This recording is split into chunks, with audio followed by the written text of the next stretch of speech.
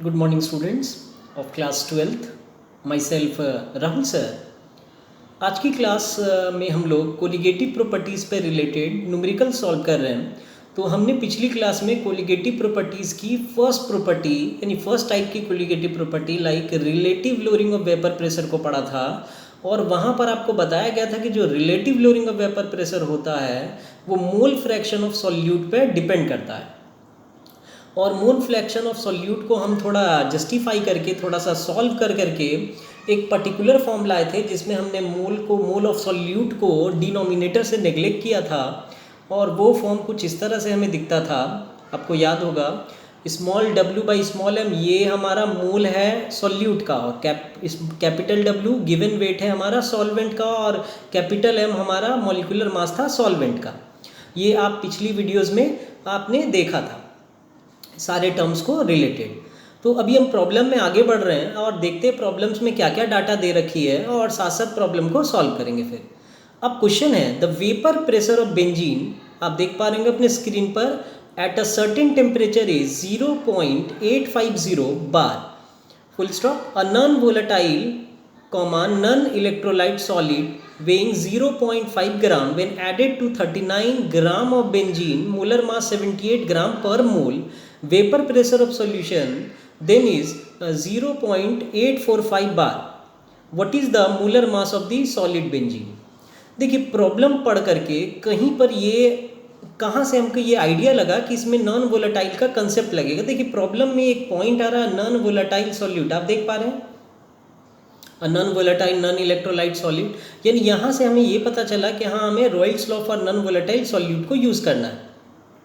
अब देखिए सॉल्यूशन का जो इनिशियल प्रेशर था यानी प्योर प्रेशर था जब सॉल्वेंट सिर्फ था तो 0.85 बार था, लेकिन जब नॉन वोलेटाइल हमने मिक्स कर दिया तो सॉल्यूशन का प्रेशर घट गया, दैट बिकम 0.845 बार. अब देखिए हमारे क्वेश्चन में हमें निकालना क्या है, तो what is the molar mass of solid substance. तो मॉलिक्यूलर वेट हमें कैलकुलेट करना है सॉलिड सब्सटेंस का, यानी हमें स्मॉल m निकालना है. Small m is equal to question mark.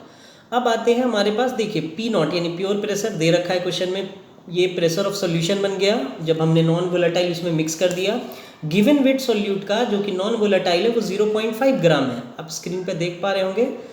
Capital W given weight solvent का है और सॉल्वेंट हमारा बेंजीन है और गिवन वेट उसका 39 ग्राम है और उसके मोलर मास 78 ग्राम है. हमने क्या किया, ये फॉर्मूला अप्लाई किया, pressure of solution pure pressure of solvent minus pressure of solution by pure pressure of solvent is equal to, और मोल फ्रैक्शन का जो फॉर्मूला था उसमें हमने किसके मोल को नेग्लेक्ट कर दिया डिनोमिनेटर से, सॉल्यूट के मोल को. सॉल्यूट का मोल नेग्लेक्ट हो गया तो हमारा एक्सप्रेशन कुछ इस तरह से आ गया और मोल्स को एक्सपैंड कर दिया गया. ये आपको पिछली वीडियोस में समझाया गया. अब हमने सबकी वैल्यूज प्लेस कर ली और आसानी से molar mass of solute calculate कर लिया. तो उम्मीद करेंगे कि आपको आसानी से ये समझ में आया होगा कि किस तरह से relative lowering of vapour pressure के प्रॉब्लम्स बनाते हैं, क्योंकि आपको पता है कि relative lowering of vapour pressure का जो एप्लीकेशन था वो यही था कि आप किस तरह से मोलर मास निकालेंगे वो उस नॉन वोलेटाइल सॉलिड सब्सटेंस का. तो ये उसी पे बेस्ड एक प्रॉब्लम था जो कि आपके एनसीईआरटी में भी है. तो आप एनसीईआरटी से रिलेटेड सारे प्रॉब्लम्स को बनाइए. देखिए इस प्रॉब्लम में एक्चुअली में Royals law for non volatile solute का ही यूज़ हुआ है और उसकी भी बहुत सारी वीडियोस आपके स्कूल ऐप पर और यूट्यूब चैनल दोनों जगह अवेलेबल है. आप उसे ज़रूर देखें और वो आपको हेल्प करेगा आसानी से न्यूमेरिकल्स को सॉल्व करने में, क्योंकि ये जो चैप्टर है ये ज़्यादा न्यूमेरिकल यानी मैथमेटिकल कॉन्सेप्ट पे बेस्ड है, तो आप आसानी से इसे समझ पाएंगे.